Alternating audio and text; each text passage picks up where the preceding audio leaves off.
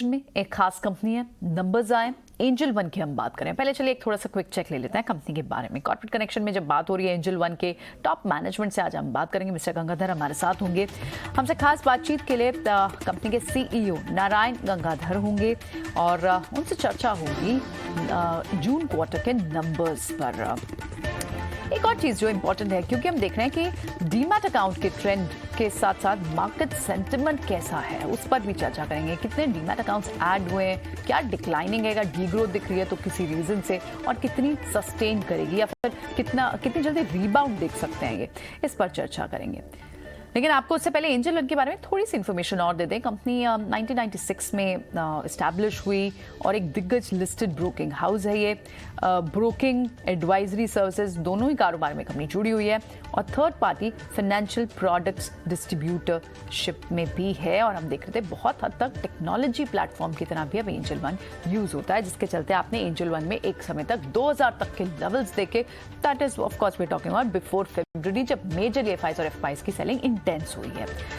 चलिए, अब हमारे साथ मिस्टर नारायण गंगाधर खुद बने हुए हैं। बहुत बहुत स्वागत है आपका नारायण जी।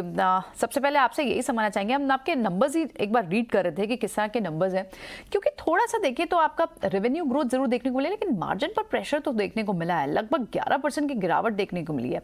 लेकिन अगर आप ईयरली आधार पर देखें तो वाई और वाई कंपैरिजन करें तो आपके नंबर्स अच्छे हैं। क्वार्टरली सिक्वेंशली थोड़ी सी डी ग्रोथ देखने को मिली है। क्या बड़ी वजह है?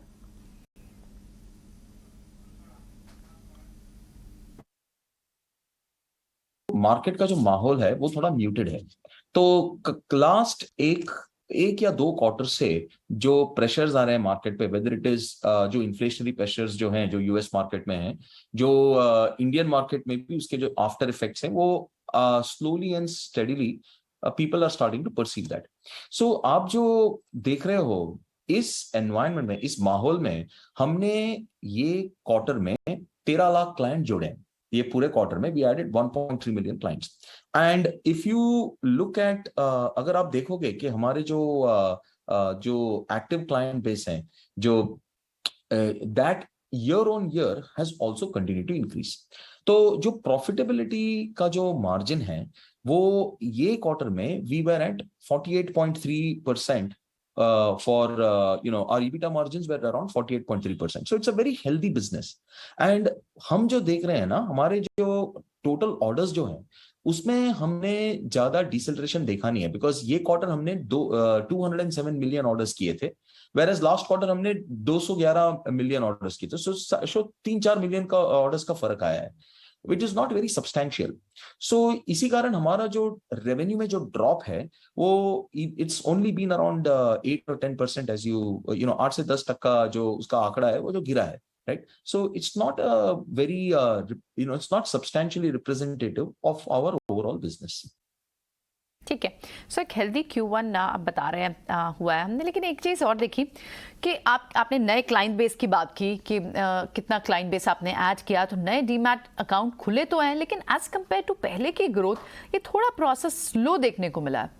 आप बता पाएंगे कि किस वजह से ऐसा हुआ और कौन से एज ग्रुप मेजरली है जो ज़्यादा डीमैट अकाउंट ओपन होते हुए जिनकी तरफ से फिगर्स निकल कर आ रही हैं? सबसे पहले हमारे जो बाजारी हिस्सेदारी है, हमारी बाजारी हिस्सेदारी इस क्वार्टर में काफी बढ़ चुकी है। जैसे अगर आप सक्रिय ग्राहक देखोगे एनएससी में, जो एक्टिव क्लाइंट्स जो कहते हैं हम, उसमें हमारी जो मार्केट शेयर है, जो बाजारी हिस्सेदारी है, इट्स करेंटली एट 10.6%। ये जो है ये 40 बेसिस पॉइंट से बड़ा है from last quarter, right? Similarly अगर आप देखोगे जो इंक्रीमेंटल एक्टिव क्लाइंट्स जो हैं एनएससी में, उसमें our market share has gone up to about 18%. मतलब 1 out of every 4 accounts, 4 to 5 accounts which are opened in Angel are which are opened in the country are coming on Angel's platform. और ये जो growth है, ये जो वृद्धि जो हो रही है, ये नई पीढ़ी के लोग, ये नई पीढ़ी के जो कस्टमर्स हैं वो आ रहे हैं हमारे प्लेटफॉर्म पे। और ये जो नई पीढ़ी के जो निवेशक हैं, इनकी जो एज ग्रुप है, they are all in the age group of between 25 to 30। So सारे जो यंग कस्टमर्स हैं, जो टियर 2 टियर 3 कस्टमर्स हैं, हमारी इनमें जो बढ़ोतरी हुई है एंजल में, that has been the highest. And this is where Angel is very strong eight.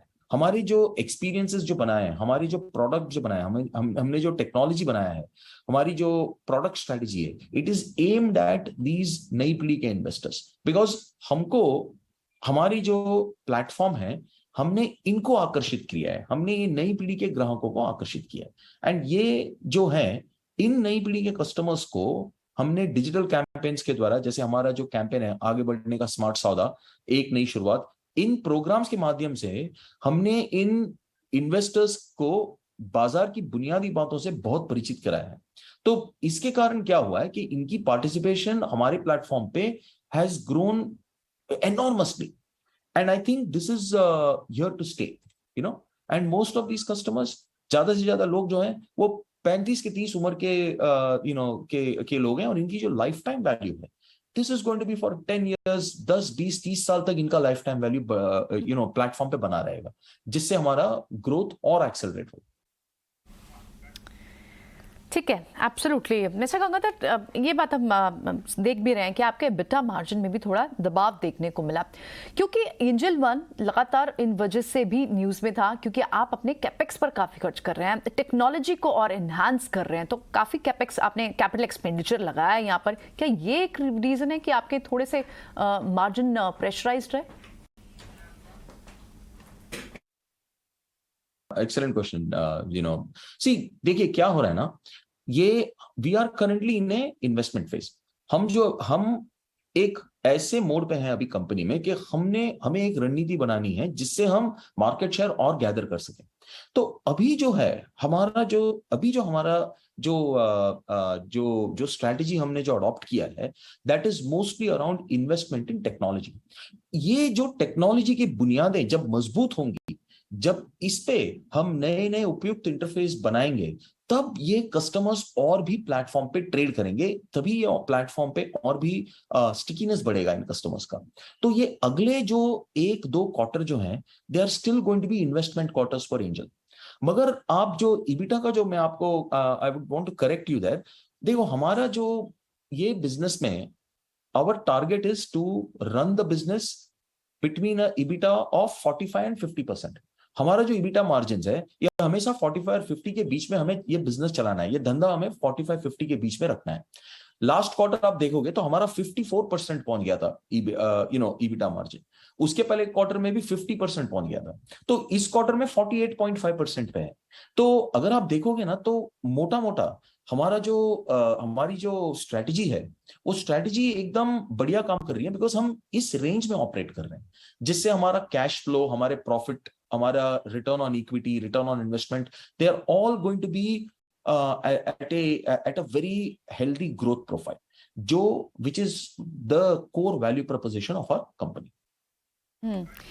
Absolutely, we understand that mister Gangadhar. क्योंकि अब इतना ज़्यादा कंपटीशन है ब्रोकिंग बिजनेस में भी, तो ये डिस्काउंट ब्रोकिंग ये भी एक बहुत ज़्यादा इम्पैक्ट करता होगा, आई एम श्योर, क्योंकि बहुत अलग अलग वेज है ये, जिस तरह से और प्लेयर्स भी इसे प्ले आउट कर रहे हैं। आप बता पाएंगे कि कितना बड़ा चैलेंज है डिस्काउंट ब्रोकिंग, और इस पर आप क्या व्यूज देंगे?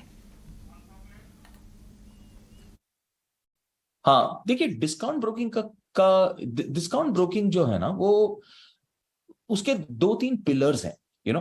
तो सबसे पहले क्या है, जैसे मैंने आपको बताया, ये नई पीढ़ी के जो कस्टमर्स आ रहे हैं प्लेटफॉर्म पे, देखिए ये नई पीढ़ी को ना, इन कस्टमर्स को व्याख्यान नहीं सुनना है, इनको लेक्चर नहीं सुनना है कि कैसे इन्वेस्ट करेंगे, कैसे ट्रेड करेंगे। इनको देखना है, इनको ऑनलाइन आके डिजिटल मीडियम के द्वारा उनको कंटेंट कंज्यूम भी करना है और क्रिएट भी करना है।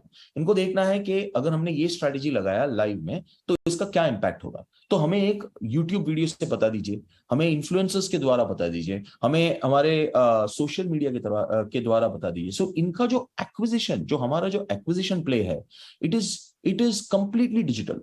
एंड सिमिलरली इन कस्टमर्स को जब हम प्लेटफॉर्म पे ले आते हैं, इन कस्टमर्स को ग्रो करने के लिए, इनको ट्रेन करने के लिए हमने काफी इन्वेस्टमेंट्स किए हैं। हमारे मशीन लर्निंग और AI टेक्नोलॉजीज जैसे ये जो तकनीकियां हैं जो हमने समर्थित की हैं, ये लास्ट 4-5 तिमाही से चल रहा है। ये जो हमारा जो इन्वेस्टमेंट है, लास्ट 1-2 साल का इन्वेस्टमेंट है, जो लास्ट 3-4 क्वार्टर्स में और एक्सेलरेट हुआ है। Okay. So because of this, what we are seeing is that these new age customers are engaged on our platform. इनका जो एंगेजमेंट है वो काफी बढ़ चुका है, और this is where Angel is far ahead of our competitors. Because देखिए ये कैसा है ना बिजनेस, नए लोग आते हैं, नए लोगों को प्लेटफॉर्म सीखना है, जब वो आते हैं प्लेटफॉर्म पे सीखने के लिए, इनको they don't want to hear lectures, उनको उनको कंटेंट पढ़ना नहीं है, बहुत कंटेंट उनको, दे आर नॉट, वो उस तरह से कंटेंट कंज्यूम नहीं करते हैं। इनको कंटेंट कंजम्पशन चाहिए, बाइट साइज चंक्स चाहिए, इनको वीडियोस चाहिए, इनको इनको जैसे हमारा एक प्रोडक्ट है ट्रेड बड़ी करके, इट्स वेरी पॉपुलर, एंड आप it's I am very proud to report that currently more than 50, more than 3 to 400 videos are getting added. 3 से 400 video client created videos are added on Angel's platform every day. तो यहाँ पे जो active involvement है community का, इससे जो बढ़ोतरी हो रही है ना, ये हमारे बिजनेस की बुनियादों को और भी मजबूत करेगा, बिकॉज ये platform is becoming stronger. This is Angel's focus, and उसलिए अगले 2-3 तिमाही तक हम लोगों को टेक्नोलॉजी पे इन्वेस्ट करते रहना चाहिए, प्रोडक्ट बढ़ाना चाहिए, एंड AI ML जैसे भविष्य तकनीकों, भविष्य के जो फ्यूचरिस्टिक टेक्नोलॉजीज हैं, we got to build it on our systems. Absolutely. तो आप और कैपेक्स यानी करेंगे डिजिटल सॉल्यूशंस में, इसे और स्ट्रॉन्ग प्लेटफॉर्म बनाने में भी? Agree to that. इनफैक्ट जो इन्वेस्टर होता है, ट्रेडर होता है, वो कई सारे फाइनेंशियल इंस्ट्रूमेंट्स पर नज़र भी रखता है, या फिर बोलें कि डिफरेंट एसेट क्लास पे भी उसका नज़र होता है। क्रिप्टो में इस वक्त भारी गिरावट है, तो क्या अब भी इक्विटी में इतना दम है कि क्लाइंट्स का फोकस बढ़े? If you look at order volume is a representation of the whole business, right? आप देखोगे तो ये quarter is a slow quarter worldwide, slow quarter in India, slow quarter in corporate India, and everywhere there's a slowdown coming. लेकिन आप हमारे numbers को देखोगे तो ये क्वार्टर में भी हमने 207 मिलियन ऑर्डर्स किए, whereas last quarter was 211 million. तो सिर्फ 4% का 4 मिलियन का ड्रॉप हुआ है, which is less than 2%। Now इसमें क्या हुआ है कि जो इक्विटी जो प्ले है, out of all the sectors, equity play continues to remain the strongest, because the awareness of equity is the highest. And today India Inc जो corporate India है, our retail ownership is at 9.1%। It is the highest it has ever been in the history of our of corporate India, right? ऐसा कभी हुआ नहीं है कि जो retail के जो इन्वेस्टर्स हैं उन्होंने कभी 9% ओन किया है कॉर्पोरेट इंडिया का। This is the first time it is happening. So जो पार्टिसिपेशन है ये बढ़ने ही वाला है। तो इफ यू आस्क मी, ये देखिए क्रिप्टो वगैरह तो काफी स्पेक्युलेटिव एसेट्स होते हैं, वो तो खैर गवर्नमेंट ने रेगुलेट नहीं किया है, तो उसके बारे में हम कमेंट नहीं कर सकते हैं। हमारा जो कोर बिजनेस है, भले वो कैश हो, भले डिलीवरी हो, भले वो FNO हो, वहां पर काफी रेगुलेशंस आने के कारण the trust has gone up. जो पब्लिक का जो ट्रस्ट है वो काफी इंक्रीज हो चुका है सिस्टम में। सो इसीलिए equity participation is only going to continue to grow, and यहां पर we see that all segments will continue to see a growth, especially mutual funds and ETFs and obviously FNO and cash and so on. Pura holistically growth is we are seeing it, whereas other things like crypto and all, wo काफी speculative है, so we can't comment on that. ठीक है mister Gangadhar. तो mister Narayan Gangadhar वो मानते हैं कि ना सिर्फ ब्रोकिंग बिजनेस में उनके जो डिफरेंट डिवीजन है, एज अ प्लेटफॉर्म ये एक स्ट्रॉन्ग कंटेंडर है जो आने वाले समय में और ग्रोथ करेगा, और इनफैक्ट उनके सारे वर्टिकल्स में एक होलिस्टिक ग्रोथ पॉसिबल है। बहुत बहुत शुक्रिया मिस्टर गंगाधर, आज हमें समय देने के लिए और ये सारे सवालों के जवाब देने के लिए बहुत बहुत शुक्रिया आपका। चलिए एक बार इस स्टॉक पर एक फंडामेंटल नजरिया भी ले लेते हैं। हमारे साथ इस वक्त रवि सिंह बने हुए हैं शेयर इंडिया के। रवि, बहुत बहुत स्वागत है आपका। आप सुन रहे होंगे मिस्टर गंगाधर को, वो बहुत बुलिश भी है इस व्यू के साथ। उन्हें लगता है कि जो और मेजरली जो कैपेक्स लगाया है, जो कैपिटल एक्सपेंडिचर एंजल वन ने अपने प्लेटफॉर्म को और स्ट्रॉन्ग करने में लगाया है, चाहे भले ही डिस्काउंट ब्रोकिंग जैसी एक चैलेंजेस जरूर रहे हो इस इंडस्ट्री में, कंपटीशन को, स्टिफ कंपटीशन को फाइट करने में, तो ये कहीं ना कहीं लॉन्ग टर्म के लिए तो एज देगा ही उन्हें। आप कैसे देखते हैं फंडामेंटली इस स्टॉक को? बिल्कुल आपने सही कहा। देखिए इस समय जिस तरीके से फंडामेंटल सिचुएशन खासतौर से इक्विटी मार्केट की डेवलप हो रही है, उसके हिसाब से अगर इस स्टॉक को देखते हैं तो ग्रोथ में एक अच्छा पार्टिसिपेशन होता है, क्योंकि 29 करीब अकाउंट जो है वो एक महीने में खुल रहे हैं और उसमें एंजल वन का काफी बड़ा पोर्शन है। और ओवरऑल जो इन्वेस्टमेंट के लिए जो जिस तरीके से अब लोग जागरूक हुए हैं, उसका भी एक फायदा यहाँ पर मिल रहा है। फाइनेंशियल नंबर्स की बात करते हैं, का जो खर्च है उसका एक डेट यहाँ पर लगता हुआ नजर आ रहा है, या फिर ये कहें कि अभी थोड़ा टेम्परेरी ग्रोथ में, बिल्कुल सही बोला कि आप ग्रोथ के लिए थोड़ा सा इन्वेस्टमेंट जरूरी है, लेकिन लॉन्ग टर्म के प्रोस्पेक्ट से अगर यहाँ पर देखते हैं तो स्टॉक काफी अच्छा है। लेकिन इन्वेस्टर के पॉइंट ऑफ व्यू से यहाँ पर अगर मैं इन्वेस्टमेंट की बात करूं तो थोड़ा सा ऊपरी लेवल से चूंकि प्रॉफिट बुकिंग देखने को मिली है, ज्यादातर लंबे स्टॉक्स में एक डाउनवर्ड ट्रेंड का देखने को मिला, लेकिन अट्रैक्शन भी बन रहा है। अगर इन्वेस्टमेंट फ्रेश इन्वेस्टमेंट करनी है तो आप 1150 और 1200 के बीच में आपको फ्रेश इन्वेस्टमेंट करनी चाहिए फॉर टारगेट ऑफ 1600। अब अगर जिनके पास पड़ा हुआ है उनको यहाँ पर अभी थोड़ा सा रुकना चाहिए, और लॉन्ग टर्म पे इस स्टॉक में एक अच्छा मोमेंटम दे सकता है, क्योंकि नंबर्स के पॉइंट ऑफ व्यू से अगर समझते तो क्वार्टर ऑन क्वार्टर ग्रोथ काफी अच्छी देखने को मिली है। एबिटा में भी स्टेबिलिटी रही है, थोड़ा बहुत एबिटा ग्रोथ यहाँ पर जरूर 10% के करीब का कम दिख रहा है, लेकिन क्वार्टर ऑन काफी अच्छा है। तो मुझे लगता है कि लॉन्ग टर्म पे ये स्टॉक आपको अच्छी मिलता है, लेकिन इंटरेस्टिंग ये होगा कि आप इन्वेस्टमेंट के लिए सही समय पे निवेश करें। ऑलराइट, तो 1100 के लिए एंट्री लेवल हो सकते हैं, 1600 तक का शॉर्ट टू मीडियम टर्म का एक टारगेट देखते हैं रवि, लेकिन लॉन्ग टर्म के लिए उन्हें लगता है कि ग्रोथ प्रोस्पेक्ट्स स्टॉक में अच्छे हैं और आप इस स्टॉक में बने रह सकते हैं। शुक्रिया रवि इस जानकारी के लिए और ये fundamental view on angel one.